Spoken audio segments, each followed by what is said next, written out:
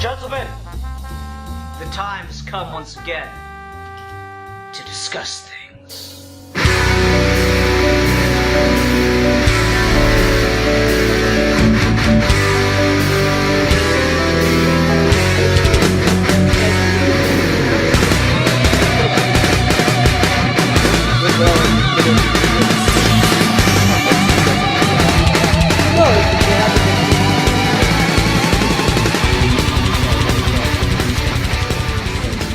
Anyway, hi everyone, welcome to another episode of Geeky Gentlemen. I'm Supertu. Joining me today is Rasco of Rasco's Modern Life. Hello, Rasco.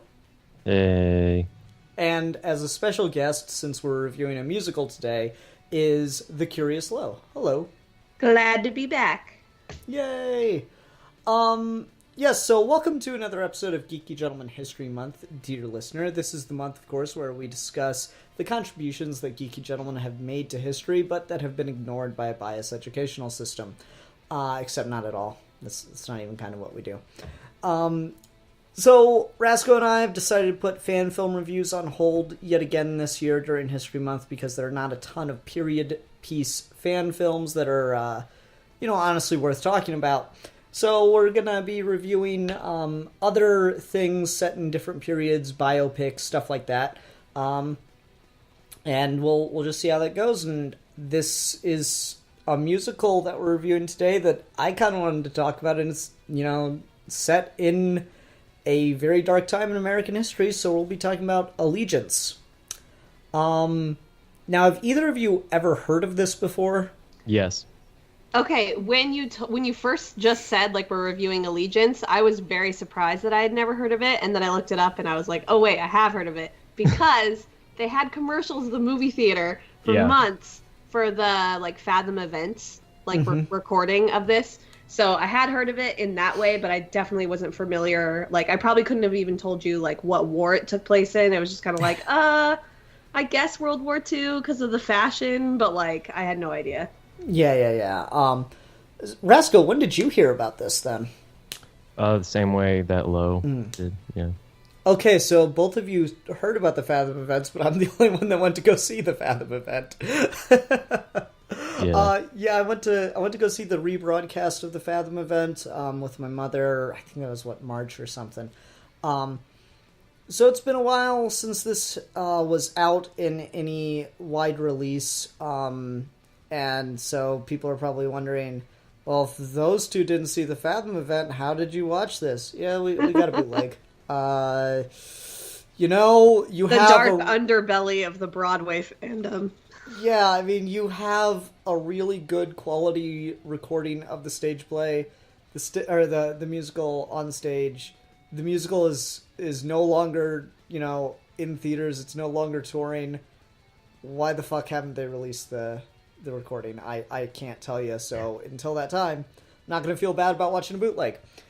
Anyway, so yes, this tells the story of a family and their experience in the Japanese internment camps in America in World War II.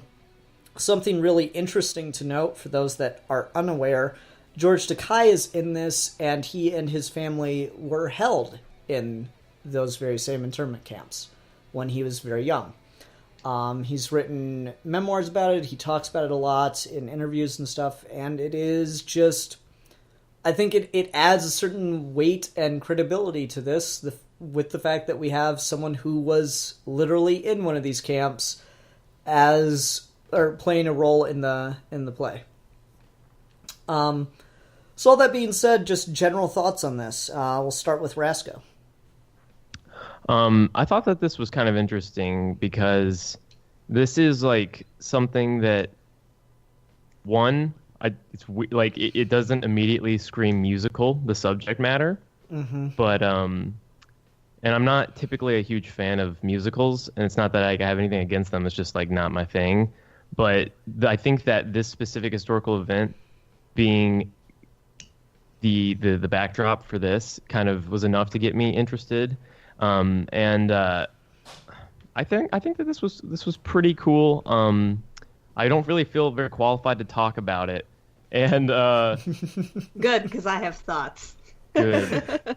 I think that, and it's also like I'm from, like, I know of the fact that we had Japanese internment camps and things like that, but it's not something that I'm like really familiar with. So, this was all right. Okay, and I know a little bit more about like the hard and fast facts of history here, so I'll definitely bring up stuff that this does that I feel I have complicated feelings on. But we'll get into that. What do you generally think of it, Lo? I have to echo that I don't know a ton about Japanese internment camps, sadly. Obviously, that is something that we should look into more. It's a dark part of our history. I'm aware that they existed, but like I'm ashamed to say that really most of what I know is from Teen Wolf, because they did a whole season about a Japanese internment camp. And now this. So, I'm learning more. I should do my own research, though. That being said, I know a lot about Broadway musicals, and I'm very well versed in how they tell stories and the different things that they tend to do. And I have to say, I was very excited going into this, partly because of George Takei and Lea Salonga, who Lea Salonga is like a superstar of Broadway. If you guys aren't familiar with her, you would know her as the singing voice of Jasmine and the singing voice of Mulan in the Disney movies. But she's huge on Broadway. She was the original star of Miss Saigon, which I would highly recommend if you do like kind of historical war musicals, which apparently is a genre. Anyway, I am not a huge fan of this musical. I do think that they did a good job with, like, the first act I was kind of on board with, and then we got to the second act, and I don't know how much we want to go into like plot stuff right now, but there was just weird soap opera plot twist after weird soap opera plot twist. Like, there was like 4 of them right in a row, and I was like, okay, like, I get that you have to tell a story, and you need to have some drama mixed up in there, but it felt like it took away from a lot of the stuff that was in the first act, specifically about the internment camps, and then we were focusing more on just the drama of the family. And because it took specifically Sam out of the camp, it was less about the camp itself. And I get that was part of what happened, and that there were these soldiers that, went to fight and stuff, but I don't know, just something about it. I just think that it was spread a little too thin. Like, it's not saying that isn't a story worth telling, but they were trying to do too many things with this musical, and it was a little flat, I think, or a little spread too thin, I guess is the best way I can put it. And then also, a lot of the songs were very, very Pink by numbers. There were a couple really cute ones. It was like a kind of 40s bop that Sam and the nurse sang, like in the middle of I think it was called Should I? I'm looking at a track list right now. I think that's what it was. Oh, and Paradise was really good. That was the one where they were like making fun of the camp. And I thought those were really good, and they were very much in the like style of the time period, but most of the other songs were very, like, there were multiple songs where I was like, oh, this is literally Defying Gravity from Wicked. Like, almost the exact same chord progression, the same sort of structure, and I don't remember which song it was, and I didn't have a chance to re-listen to the stuff, but I was like, oh wow, and this song is exactly, there were multiple times where I was like, wow, I've heard this song before. And again, that's not necessarily the worst thing in the world. Sometimes, the music isn't going to be like the highlight. It's more about the story. But because the story fell flat, I just started picking apart other stuff because I was kind of taken out of the story, because I was like, okay, this is getting a little silly here at the end with all of the different plot twists. All right, I said my piece. Sorry for rambling. No, you're fine. I can see where you're coming from with some of the soap opera stuff. Yeah, there's like a lot of things that happen, and this is something that a lot of like things that, instead of focusing on a real family, when someone's trying to capture a historical era, they'll like have a group or a fictional family kind of go through everything that people like went through. Like, I remember there were these 2 made-for-TV movies. One was called The 60s, one was called The 70s. And it took like a group of friends who were, friends at the beginning of the 60s, and then they kind of went off their separate ways throughout life, and it just showed like what happened to them in that decade. Then they come back together at the end for like a school reunion or something. And like this does a very similar thing where it's like, okay, we're gonna contrive a situation in which this family goes through all the different big events that we talk about with the Japanese internment camps. So, we have a grandfather who immigrated somewhat recently and is not a naturalized citizen. We have two kids who were born here, and so they are, technically American citizens, but they're still being treated this way. We've got the son that wants to serve in the military, but we've also got the father that doesn't want to answer yes on the loyalty quiz, which was a real thing, and did piss a lot of people off because, as they make the point in this, they lock us up, they make us throw our property away, they take everything from us, and then they ask for allegiance. And so, yes, that is something that can be very outrageous. And then we've got the son that serves in the military ultimately, in the segregated unit, and then they also, through the love interest of the sister, introduce the draft protests and stuff like that. There's also the camp organization, so it's like this. They try to show just about as much of that era as possible and just focus it all through the lens of one family. So that side of the more like unbelievable that this could all happen to just one group, I can kind of forgive it for.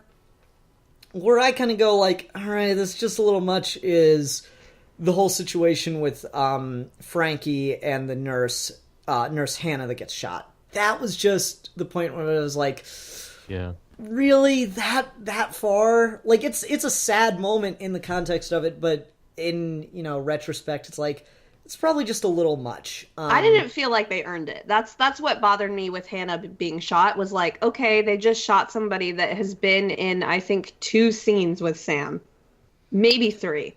Like, they did not earn that relationship being the thing that breaks his relationship with his sister who practically raised him. And like that being the thing that broke them apart, I was just like, no, like I don't believe that he was so in love with this nurse that he kind of sort of knew. And like, See, maybe this is a difference of interpretation because Yeah, for me, sure. it wasn't the death of Hannah that I felt pissed him off to the point where he cut out on his entire family. I think it was more specifically that she was married to Frankie. That was the impression that I got, at least, is but because Hannah died saving Frankie, it was like, if I mean, I guess it's kind of like a combination of those things, but yeah, I guess it kind of is an interpretation thing. I just focused more on the Hannah thing because it bothered me. See, I focused very much on the Frankie thing because they do a lot to set up a intense ideological rivalry between those two. Like, Frankie from the very beginning is pretty angry about the camps, and Sam's trying his best to make the best of it and show that he is patriotic and all this stuff. There's these terms in history. One's called native ally, one's called native enemy. And they're in relation to colonialism. And so you have like people who like the changes that an imperialist power is bringing to their country, and so they support it, and they're a native voice that allies with the imperialist power. And then you have those within trying to resist, trying to preserve their own culture.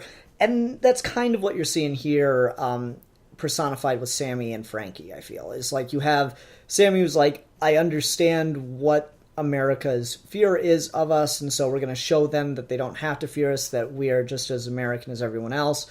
And you've got Frankie who's like, no, I shouldn't have to prove that to anyone. They should do what's right because it's what's right, and not because they have nothing to lose for doing what's right. And so you get this like headbutting throughout the entire play between those two. Every time those two interact, they're on opposite sides of things. And that is kind of all epitomized in the song Paradise, where Frankie is being really, really critical of not only what the American government is doing, but the way the the Japanese, what did they call it? Japanese American League or something like that, JACL.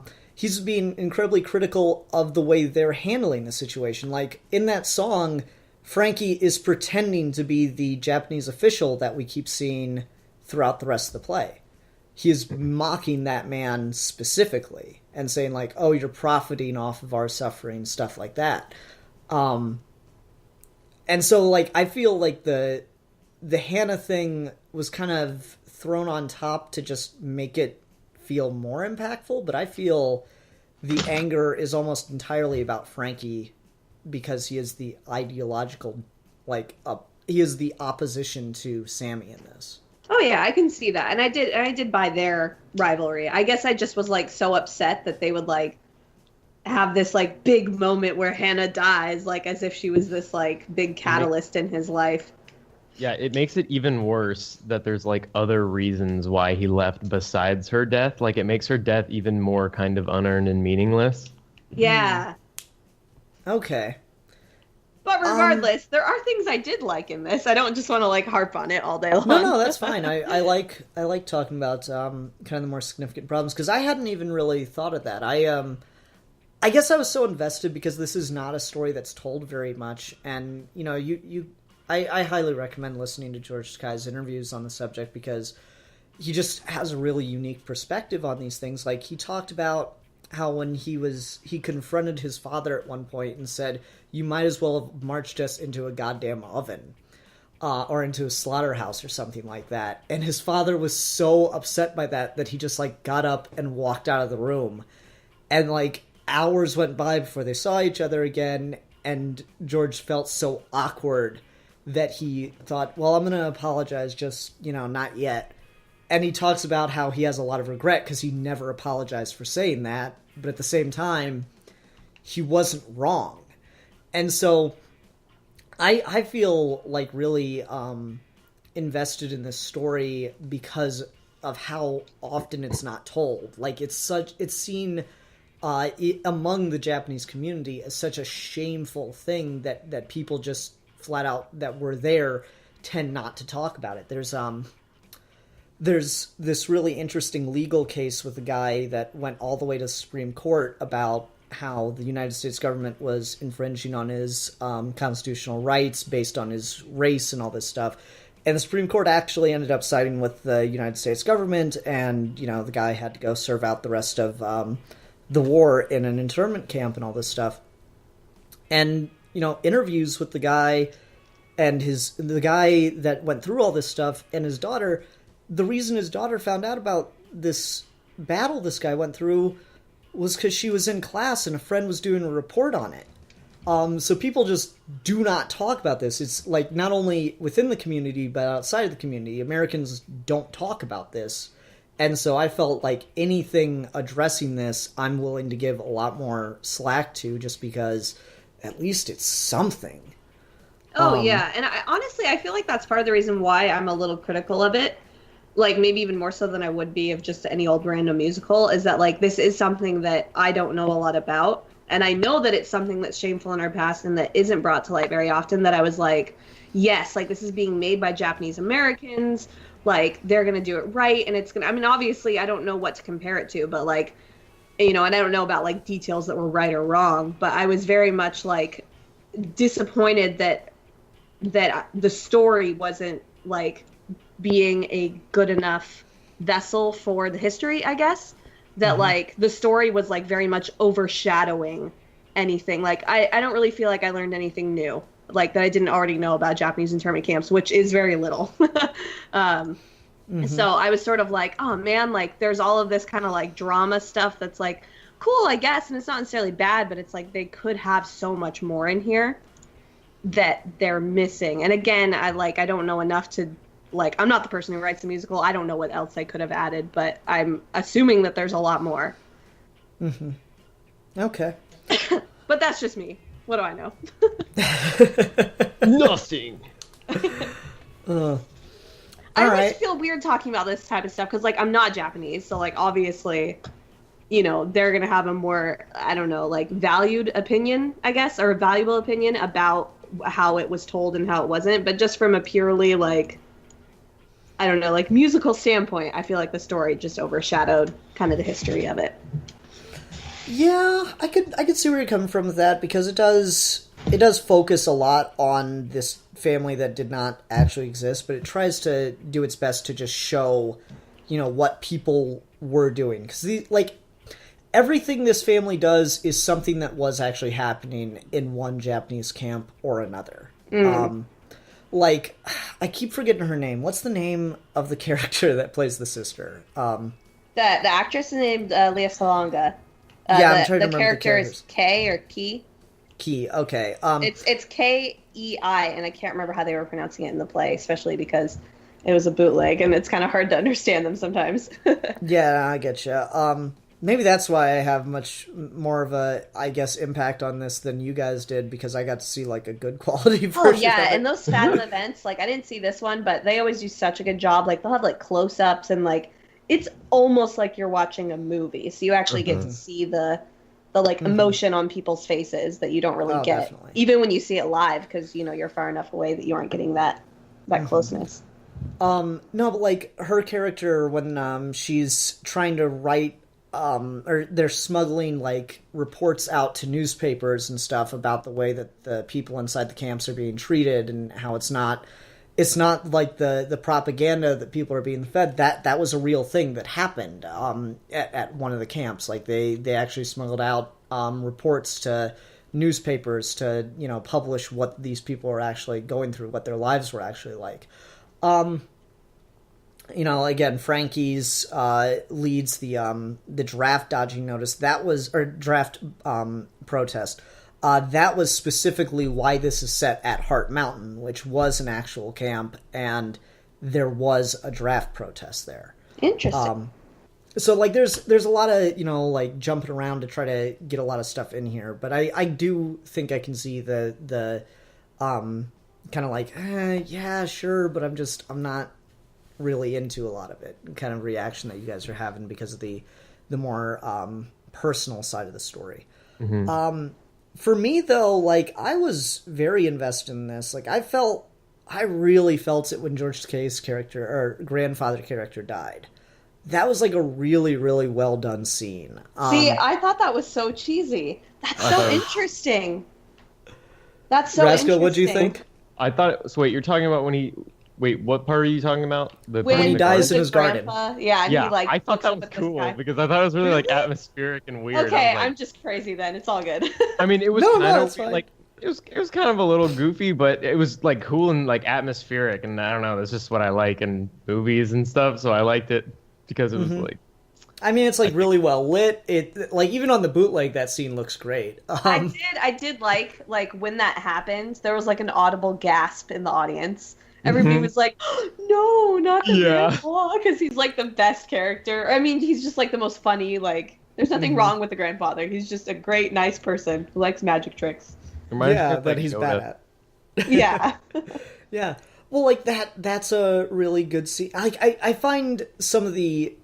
Like, I like that scene, and I like the scene where the couple that we don't really know anything about buries their baby that got sick in the camps. Because, like, it's interesting to hear people talk about this period, because they say things that just kind of clearly show they don't know what the fuck they're talking about.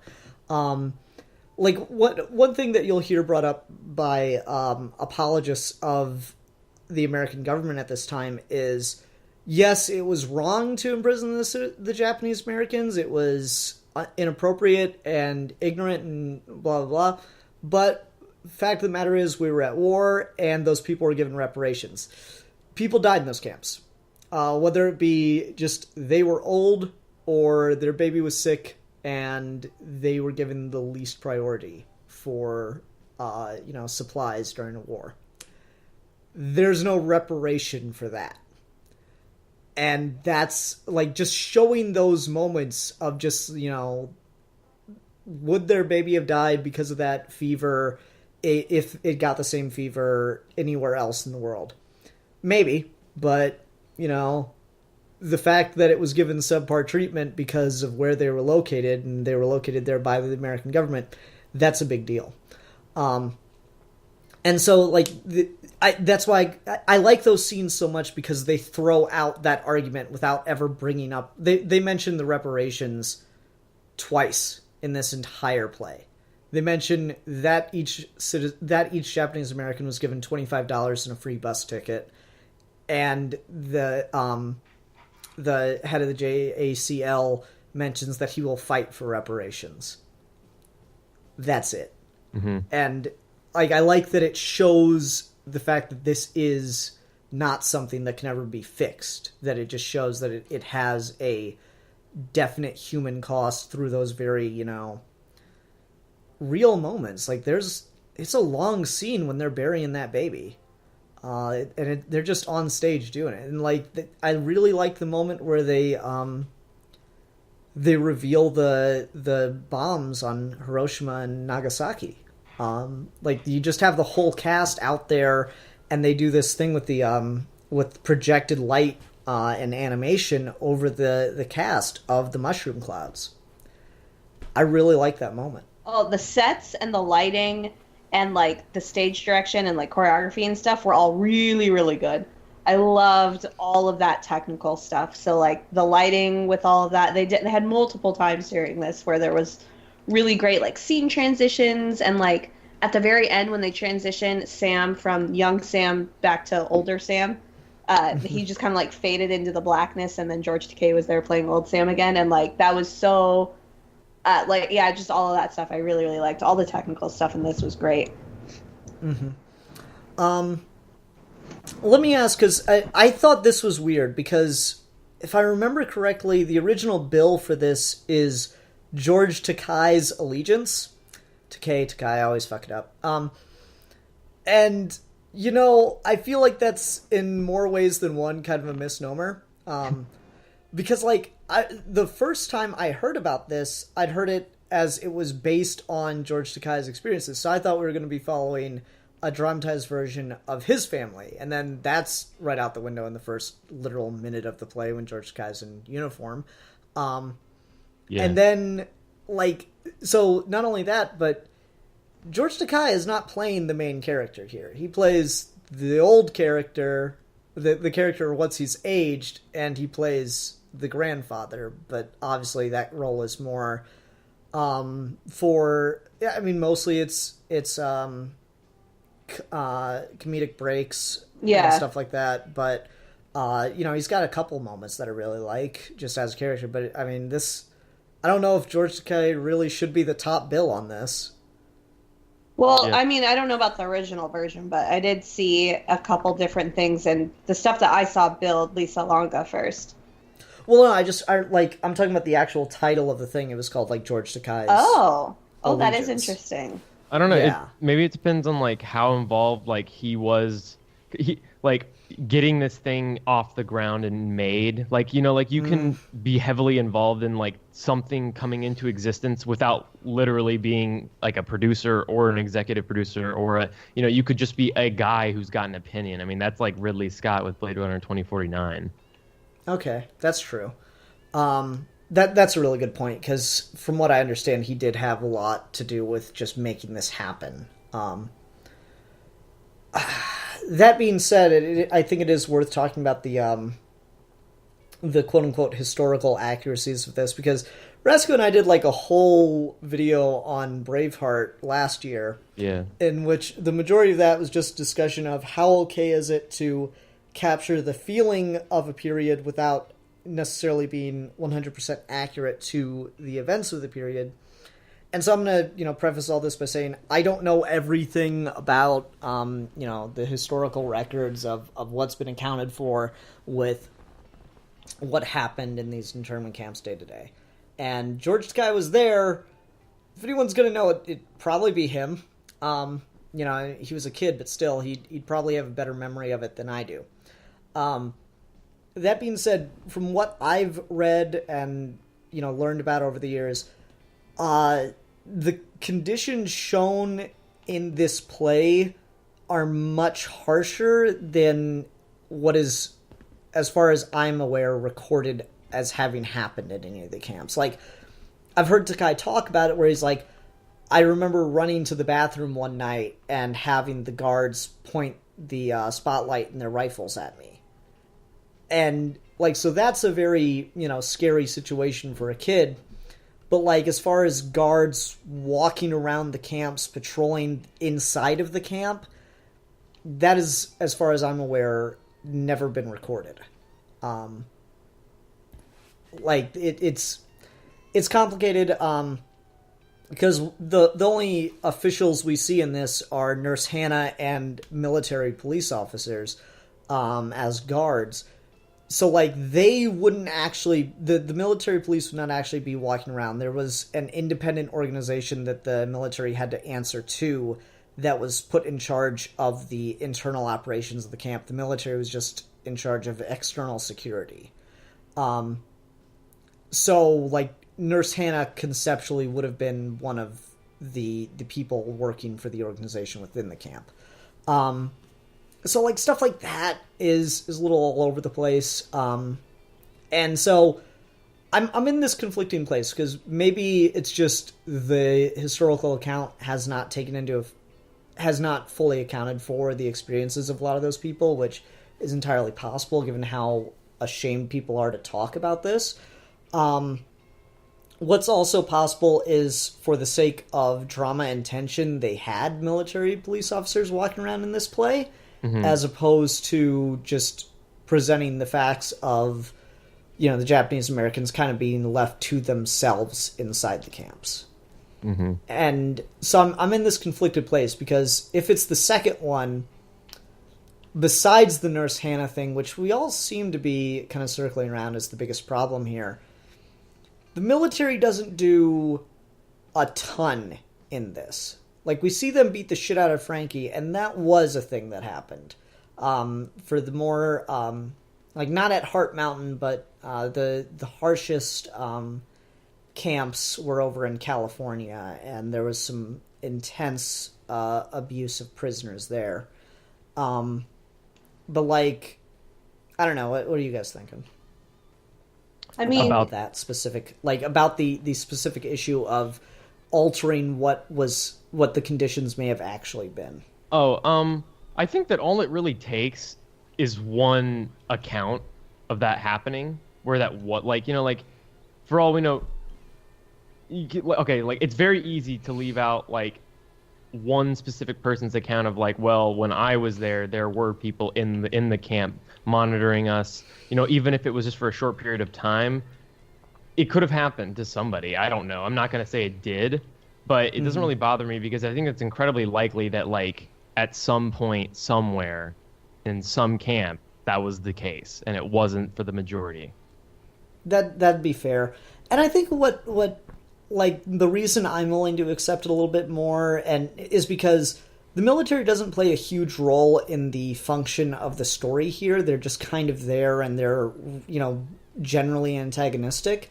Mm-hmm. But more so, they don't do anything unbelievable. They don't alter the story or alter the history in such a way that it becomes just over the top. The thing I make fun of Braveheart for is the Scotsman fucked the British princess, and so now it was really the Scots ruling England for all these centuries. And, that's just... It's stupid.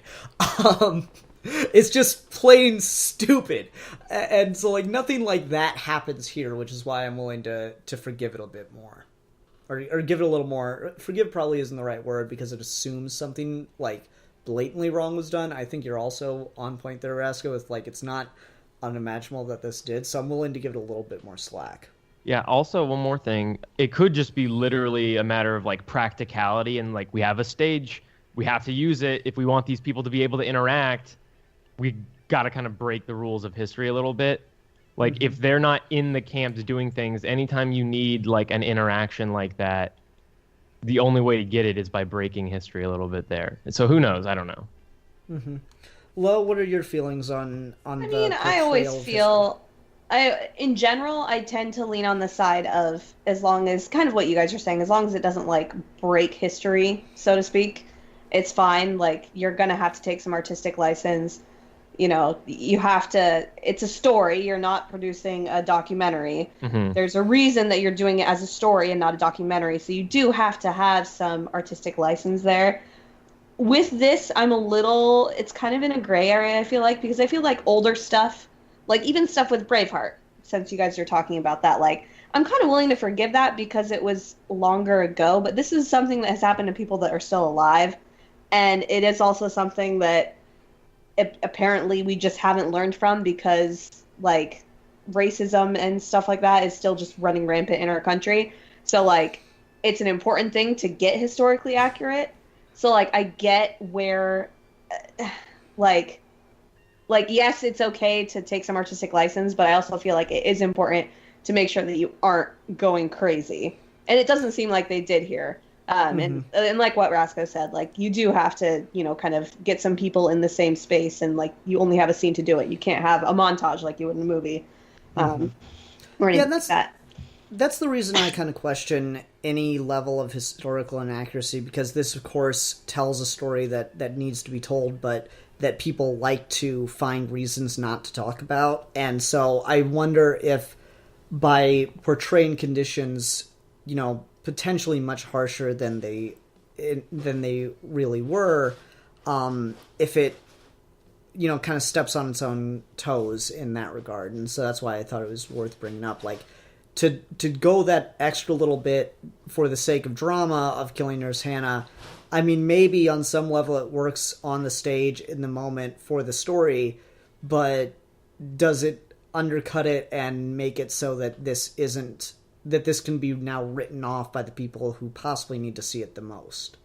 And, like, I like that you mentioned the fact that lessons clearly were not learned from this, because this is the entire situation with Japanese Americans in World War II has been expressly talked about in regards to the president's travel ban on Muslims. And it's gone through the courts, and of course it went all the way to the Supreme Court in recent months, and that decision is still being debated as we are recording right now. But the fact of the matter is, I mentioned a case earlier, the case in which the Supreme Court decided that the government was allowed to inter Japanese Americans based on the fact that they are Japanese. That's still on the books. That has never been overturned or anything like that. That is still legal precedent. And so this is an important story, not just for acknowledging the past, but this is kind of an important story for just, like, what's going on right now. And so I do question how much they're allowed to get away with from a historical accuracy perspective, considering that they're very aware that they're writing a story or with a lens on today as much as it is on the past.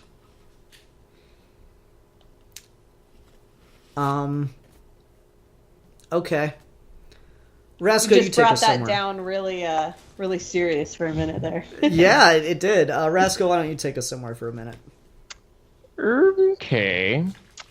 So I wanted to talk about a little bit more about some of the music, because we mentioned that it was a little cookie cutter earlier, and it was probably one of my least favorite parts about this. But I have a big problem. Like, I don't actually think that it's, like, objectively flawed, but I have, like, problems with a lot of music and a lot of musicals. It's just, like, not my thing. And so what do you guys think about, in more specifically, what's the problem with the music in this, as, like, from your eyes, Lo? Well, I kind of already went into it at the beginning, but there were just a lot of songs that were like I've heard this song before, like, to the point that I was like, this sounds like the same chord progression, but, like, one off, or, you know what I mean? Like weird stuff where it almost felt like they listened to that song and were like, we want to take this song and tweak it and put it in our musical. And the thing is that they had some gorgeous songs, and I'm totally going to mispronounce this, and I'm assuming that this is the instrument, but it's like that Japanese kind of like guitar. On Wikipedia, it says it's a shamisen. I probably butchered that. But, like, they had these just amazing like Japanese musical numbers, you know, like Wishes on the Wind right at the beginning, and some other like some 40s musical numbers that were really great. And then they would just go back to this kind of cookie cutter, like, we are doing a musical. Here's the song where the female protagonist is going to talk all about her hard life, and like here's the song where the two protagonists that are star-crossed lovers are going to sing about how they can't be together. And even I listened to the soundtrack before I watched the musical, and I was sitting there, and my husband really likes musicals as well, and just I wasn't like paying attention to what song they were on or anything, and I just go, oh, this was totally the end of the first act, like no question about it. And it was. And then the very next song, he goes, oh yeah, this sounds like the beginning of a second act. Like, it's just, it was very Broadway. And that's not necessarily a bad thing all the time. There's a reason that it's kind of the norm. But when you have such a rich culture to draw from, and part of the things that they were even talking about in this musical is that they weren't allowed to have any, as they say, Oriental, they weren't allowed to have any Japanese things with them in these camps. They were like being torn down and, kind of told that they couldn't practice karate and, all these different things.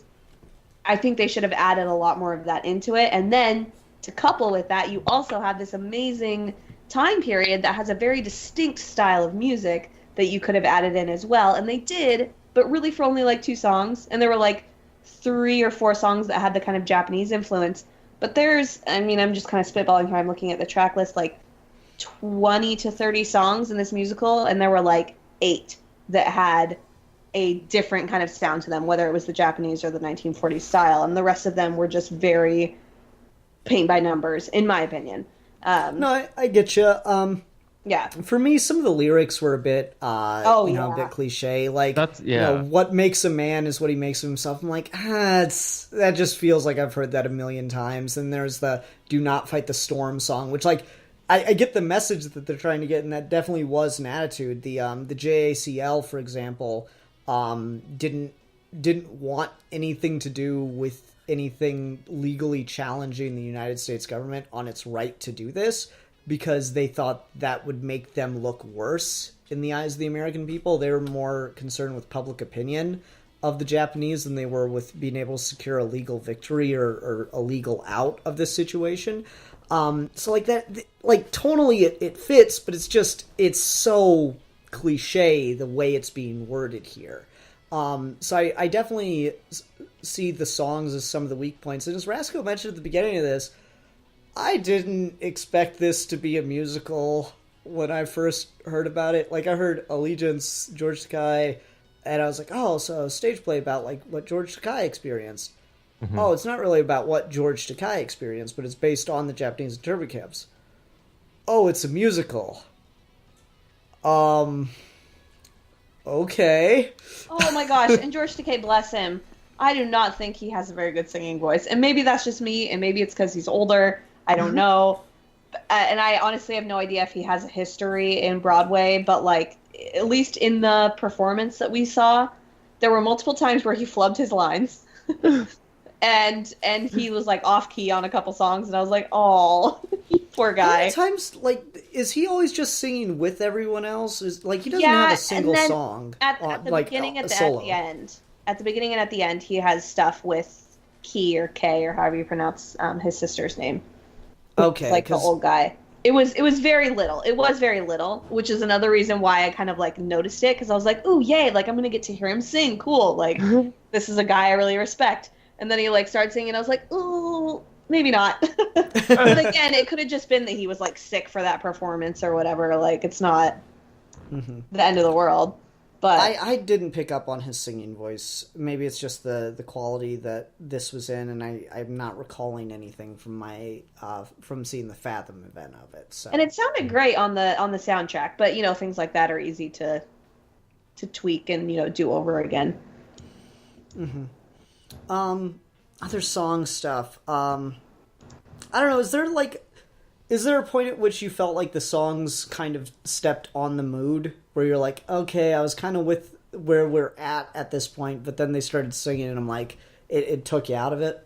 A little bit. Like, just, it was kind of, it just immediately kind of sets it tonally apart from what I was expecting. because it is just kind of inherently a little bit more upbeat because of the music. If that makes sense. Yeah. No, I get what you're saying. There are like some somber songs, but it is, I think on some level it's trying to be about like finding some joy in a really tragic moment, you know? I think that's like, that's kind of the bigger, like the big themes of this are allegiance, not only to the country, but to family, stuff like that. And then there's the other theme that keeps coming up, which is the Japanese word garman, which means to, carry through. So, yeah, but I think that's at least on some level intentional. And that's more of just like a taste issue for me, at least. But okay.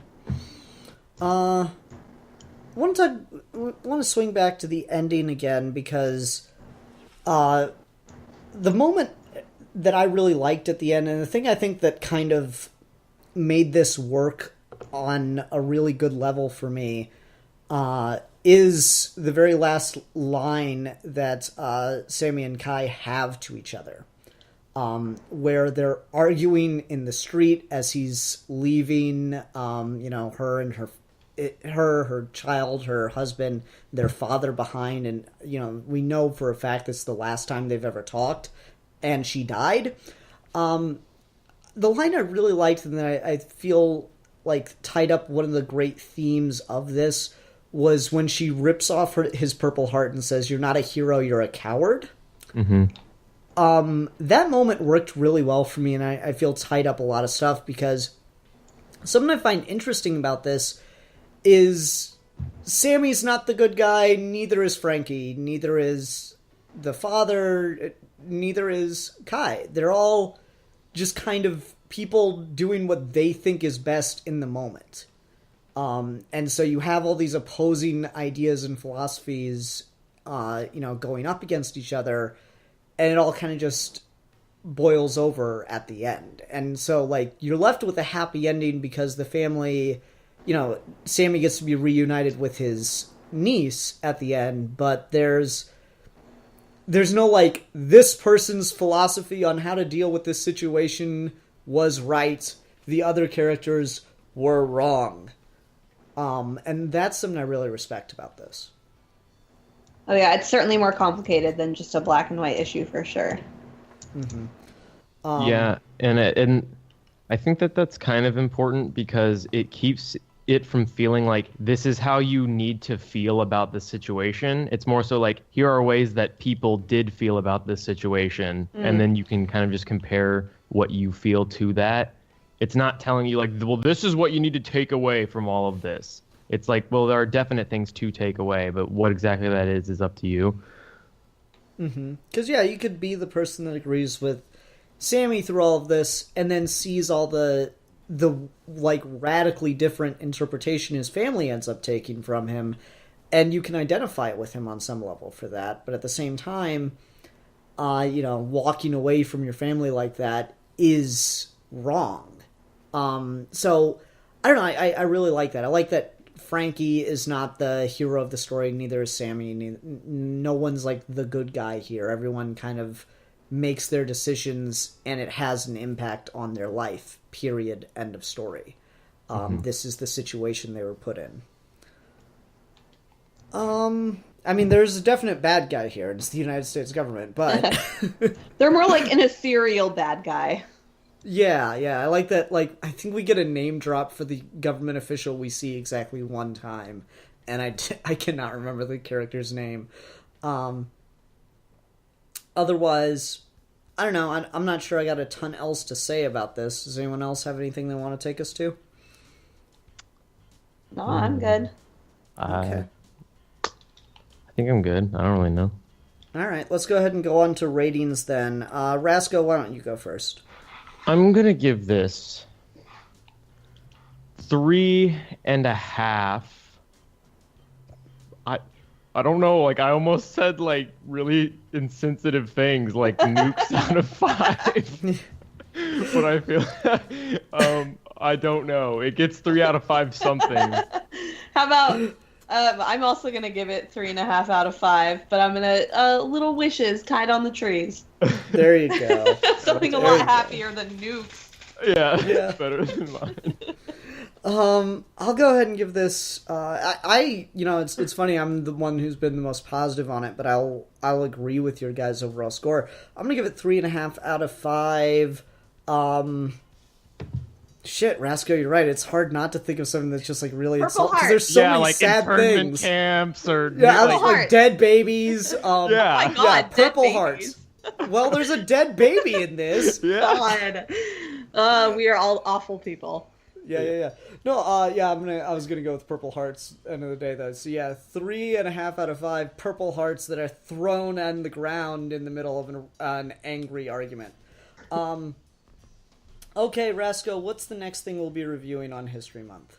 Okay, so I have a question. How, when it comes to history, does like sports history count? Anything that is set, I guess more than 10 years ago? Okay.